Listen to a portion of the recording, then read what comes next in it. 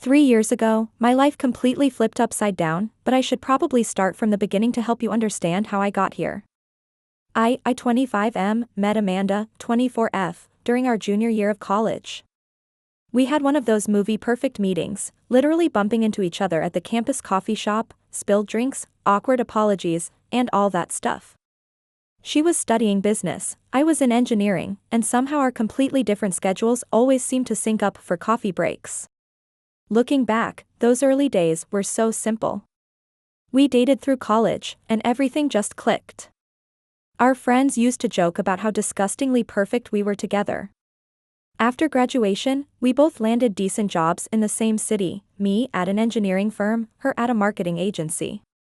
We got married 2 years ago in a small ceremony, just close family and friends. My parents, 58M, 56F, were over the moon about it.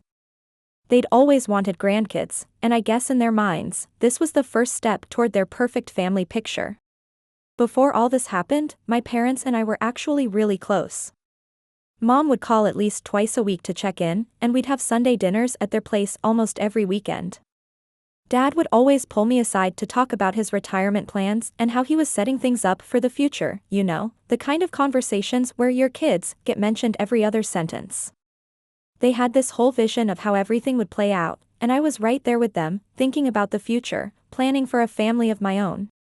Amanda and I had settled into this comfortable routine in our married life. We'd talk about having kids someday, but we weren't in any rush. We were both focused on our careers, enjoying being young and married, traveling when we could. Everything was just normal. Good normal, you know? The kind of life where you know roughly what's coming next, and you're totally okay with it. Then came the car accident. It was one of those random, awful days where everything seemed to be going wrong from the start. The coffee maker broke, I was late to an important client meeting, and my team's project deadline got moved up by 2 weeks. I was just trying to get home after a particularly rough day at work, and then suddenly, bam. Some idiot ran a red light, and I didn't even see it coming. I remember the moment of impact with this weird clarity, the sound of metal crushing, the airbag deploying, the world spinning. Then nothing. The next thing I knew, I was in a hospital bed, feeling like I'd been hit by a freight train. The doctors kept telling me I was lucky. Could have been much worse, they said. A couple of broken ribs, a fractured wrist, and a concussion, nothing life-threatening. Amanda was there when I woke up in the hospital. She looked worried, but in that controlled way she has, you know? Like she was trying to keep it together. My parents showed up too, Mom crying, Dad trying to be strong but looking shaken. Everyone was focused on the visible injuries, the things we could see and understand. Nobody had any idea about what was really broken. The doctors kept me in the hospital for observation, mainly to ensure nothing serious was wrong. Physically, I healed up pretty well, the broken bones mended, the bruises faded, and I was back at work within a few weeks. My team was supportive, my boss was understanding about the time off, and things seemed to be getting back to normal. At least, that's what we thought at first. The real changes started showing up at work first, actually. I was having trouble concentrating, feeling tired all the time. My colleagues noticed, I could see them exchanging glances when I'd zone out during meetings or need things repeated. My boss pulled me aside one day, asking if I needed more time to recover. I brushed it off, said I was fine, but I knew something wasn't right. That's when I started noticing other things too. My energy was consistently low, I was having mood swings, and things just felt different. Amanda suggested I get checked out, probably thinking it was just post-accident stress or something. I remember sitting in the doctor's office, expecting them to tell me I was just pushing myself too hard or needed more rest. Long story short, after several doctor visits and what felt like endless tests, they told me the impact had affected my fertility. The accident had essentially eliminated any natural chance of me having kids. Just like that, my whole life flipped again. I wasn't just recovering from a few broken bones anymore, I was now facing the reality that I might never be able to have a family. When I told Amanda, her reaction wasn't what I expected. She just sat there, nodding like I told her about the weather forecast. I wasn't expecting her to break down or anything, but some kind of emotional response would have been nice, you know? It felt like she'd mentally checked out the minute I told her the news. The week after that diagnosis was probably one of the strangest of my life. I'd go to work, trying to act normal, while carrying this massive secret that felt like it was eating me alive. My team noticed something was off. I could tell by the way they'd ask if I was okay, or how they'd suddenly stop talking when I walked into the break room. I started taking lunch at my desk, avoiding the sympathetic looks and awkward conversations. There was this one day when a colleague brought in pictures from his kid's first birthday party. Everyone gathered around his desk, cooing over the photos, and someone said, "You're next," looking at me. I just smiled and nodded, then locked myself in the bathroom for 20 minutes trying to pull myself together. That's when it really hit me, this wasn't just about me and Amanda anymore.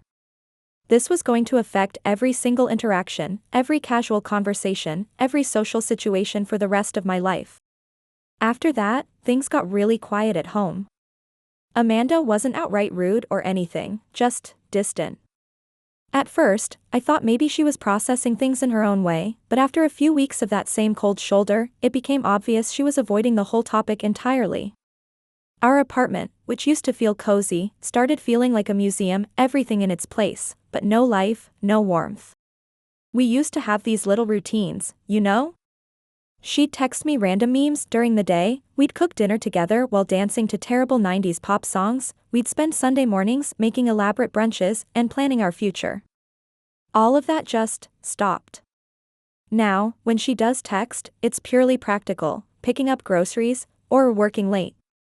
Our conversations over dinner, when we actually eat together, feel like job interviews, formal, stilted, careful. I tried bringing it up with her a few times, just to see if we were on the same page or if there was something she wanted to talk about. But each time, she'd brush it off with something like, "We'll figure it out," or, "Let's not stress about it now." And that was it, no real conversations, no real plans. It's like she didn't want to deal with it at all. Meanwhile, at work, things weren't getting any better. I threw myself into projects, staying late, taking on extra assignments, anything to avoid going home to that silence. My boss actually pulled me aside one day, concerned about my hours. "You don't have to prove anything," he said. But that's exactly what it felt like I was doing, proving I still had value, even if it wasn't in the way everyone expected. Then there were my parents. Oh man, their reaction still blows my mind when I think about it. Remember those Sunday dinners I mentioned? They just stopped. My mom would make excuses, she wasn't feeling well, they had other plans, the house was being painted. It was like they couldn't bear to look at me anymore. The first time we did go over after the news, it was excruciating. My mom had just redecorated the guest room, and she was showing Amanda around, talking about how it would make a perfect nursery someday.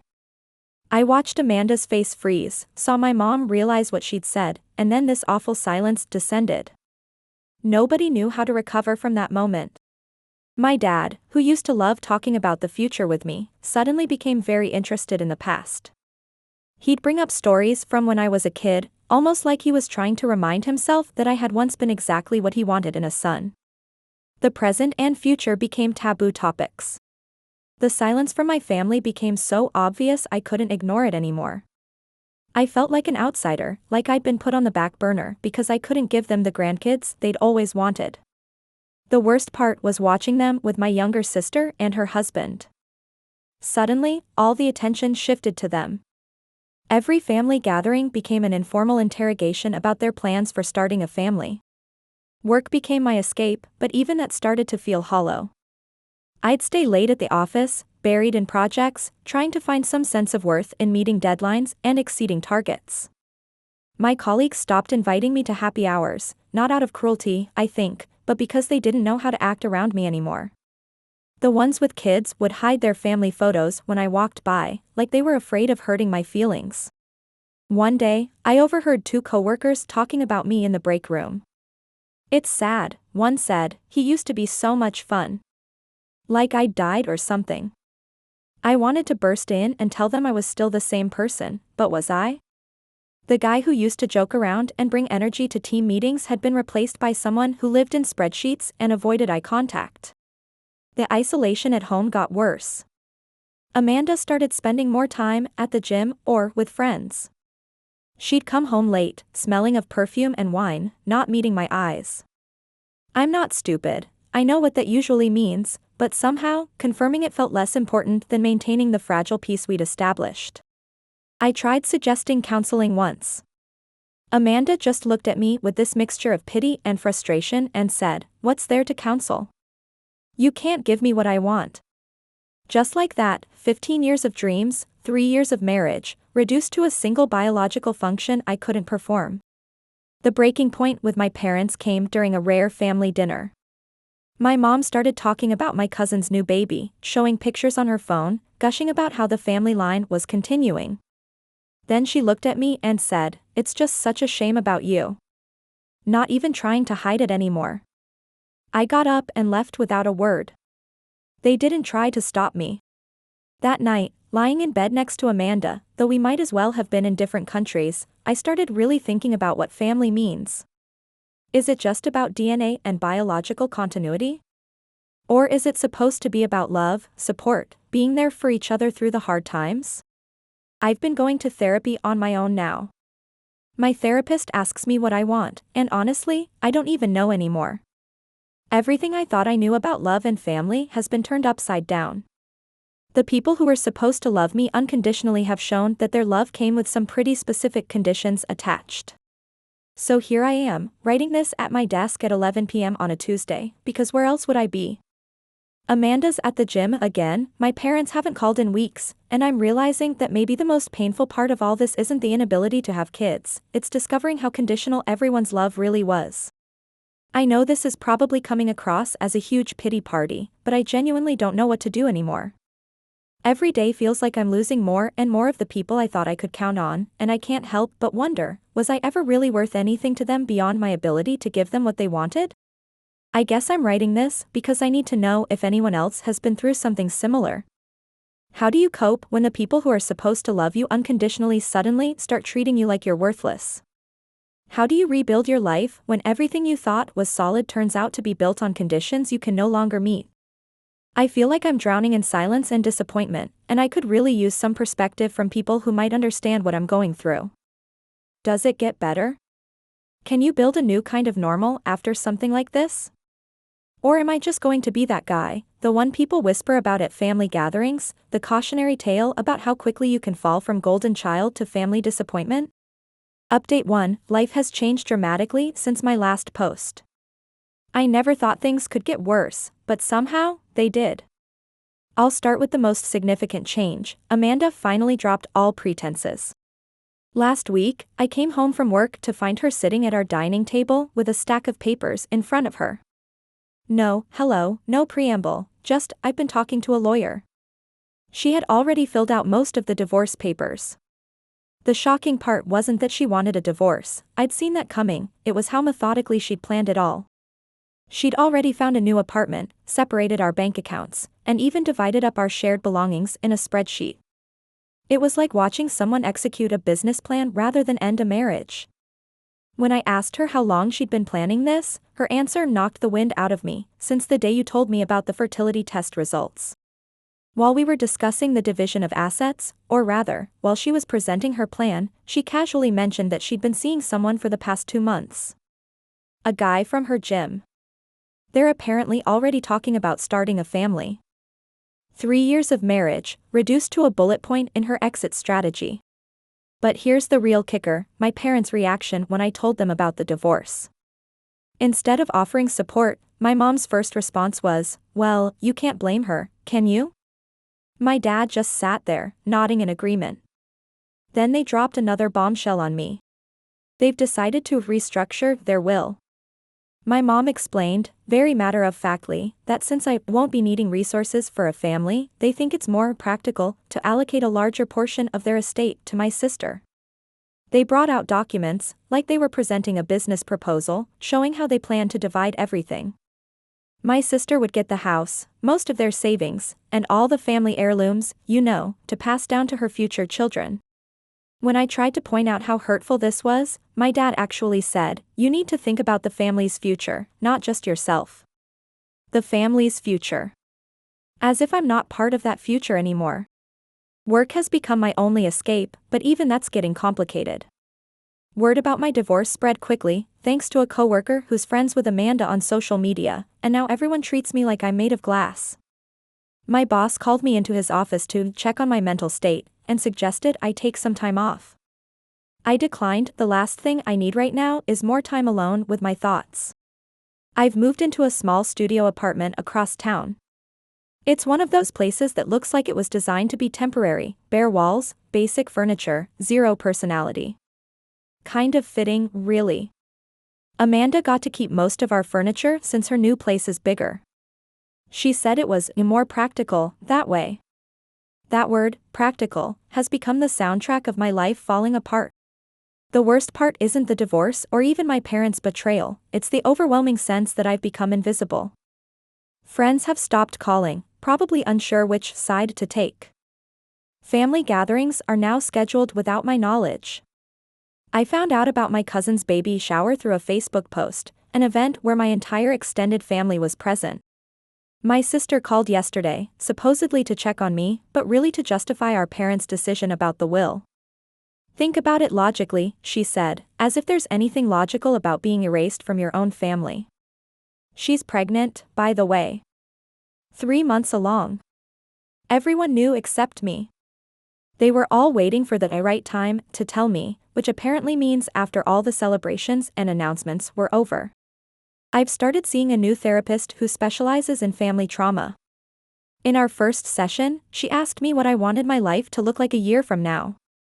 I realized I don't even remember how to want things anymore. Every dream I had was so tangled up with the people who've left that I can't separate them anymore.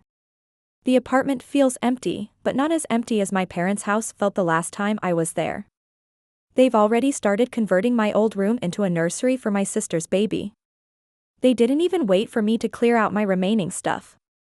When I went to get the last of my things, I found my childhood memories packed in boxes in the garage, labeled donations. I keep thinking about something my mom said during their will presentation: family is about legacy. Apparently, my worth as a son, as a family member, was always tied to my ability to continue their bloodline. Now that I can't fulfill that role, I'm being written out of the story, edited out of family photos like some embarrassing mistake. Tonight, sitting in my empty apartment, I realized something: I'm not just grieving the loss of my marriage or my place in the family. I'm grieving the loss of who I thought these people were. The unconditional love I believed in was actually a contract I didn't know I'd signed, with terms I can no longer meet.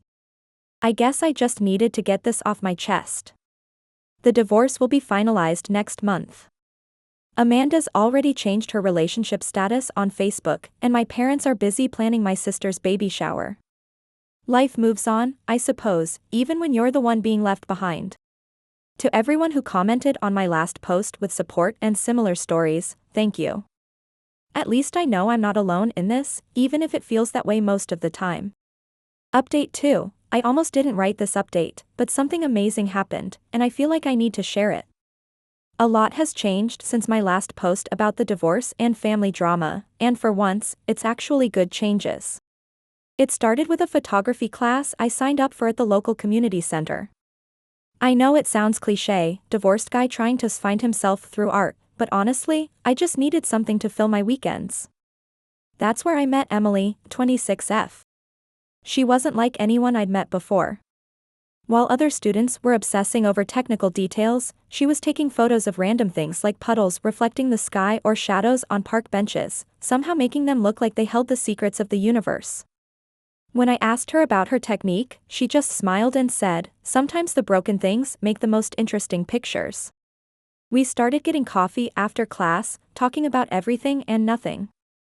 I found myself telling her about my situation, the accident, the fertility issues, the divorce, my family's rejection.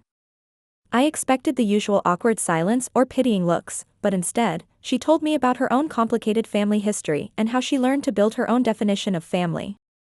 The real turning point came during what was supposed to be a routine checkup with my doctor. They found something unexpected: my fertility issues might not be as permanent as initially thought. The treatments I'd been undergoing had shown some promising results. When I told Emily, her reaction was nothing like Amanda's had been. She just squeezed my hand and said, "That's great, but you know you're enough either way, right?" That's when it hit me. I'd spent so long trying to be what others wanted that I'd forgotten what it felt like to just be accepted as I am. Emily and I started spending more time together, not just after class, but on weekends too. We'd explore the city with our cameras, finding beauty in the most unexpected places. She taught me to see things differently, not just through the lens, but in life too. Last month, I got an invitation to my sister's baby shower. I didn't go. Instead, Emily and I drove to the coast, spent the day taking pictures of the waves, and had dinner at this tiny seafood shack where the owner told us stories about the local fishing community. It was the first time in years I felt completely at peace with my choices. My parents still send occasional messages, usually about family events I'm welcome to attend if you want. They don't mention the will anymore, probably because my sister's having twins and they're too busy planning for their arrival. But here's the thing, it doesn't hurt like it used to. I'm learning that family isn't just about blood or obligations. Work has improved too. I switched departments, started fresh with a new team who only know me as I am now, not as the guy whose life fell apart. I'm leading projects again, and last week, my new boss actually commented on how my creative problem solving has improved. I didn't tell him it's because I've learned to see things from different angles, literally, thanks to photography. Emily and I have been officially dating for a few months now. She came over to my apartment last week and, without saying a word, started hanging some of our photos on my still bare walls. Simple shots, a rusty gate with morning glory growing through it, an old building reflected in a modern skyscraper's windows, shadows playing on my kitchen wall. "Your space should tell your story," she said, "not just be a place you exist in." The fertility specialist says the treatments are showing real promise. Emily and I have talked about it, but not in the pressured way it was with Amanda. We talk about possibilities, about how life has a way of surprising you, about how sometimes the best things come from accepting what is while being open to what could be. Yesterday, I ran into Amanda at a coffee shop. She was there with her new husband and their baby. 3 years ago, this would have destroyed me. Instead, I found myself genuinely hoping they're happy. Emily was with me, and when Amanda's eyes darted between us, taking in our camera bags and easy laughter, I saw a flicker of something like surprise on her face. Maybe she expected to find me still broken. I'm not writing this update to brag about how great everything is now. Life isn't perfect. I still have days when the past weighs heavy, when I miss the family I thought I had. But I'm learning that sometimes losing what you thought you wanted opens the door to finding what you actually need. To everyone who responded to my previous posts with support and understanding, thank you. And to those still in the dark place I was in, hang on. Life has a way of surprising you when you least expect it. Update 3, life has a strange way of coming full circle. I'm writing this final update because something happened that I never thought I'd have to face again, a confrontation with my parents. But this time, everything was different. First, the news that changed everything: Emily is pregnant. We found out 3 months ago, and after multiple confirmations from doctors, it's really happening. We weren't actively trying, we'd accepted that if it happened, great, if not, we'd be happy anyway. When the test came back positive, Emily's first words were, "Well, look who decided to surprise us." That's just who she is, always finding joy in life's unexpected turns. We've been keeping it quiet, enjoying our little bubble of happiness. The photography studio we opened together 6 months ago has been doing well. We specialize in family portraits, ironically enough, but not the conventional kind. Our clients are mostly in non-traditional families, adoptive parents, single parents, chosen families. Emily has this gift for capturing the love that exists beyond biological connections. Then last week, while we were walking through our neighborhood, we bought a small house together 3 months ago. We literally ran into my parents. They were visiting someone nearby. I later learned it was my sister's new house, just 3 blocks from ours. The universe has a twisted sense of humor sometimes. Emily was showing by then, not obviously if you didn't know, but my mother's eyes went straight to her stomach. The look on their faces was something I'll never forget, a mixture of shock, regret, and what I think might have been shame. My dad actually took a step forward, then stopped, like he'd forgotten he'd lost the right to act like a father. My mom found her voice first. "We've missed you," she said, as if the last 2 years of silence had been a simple misunderstanding.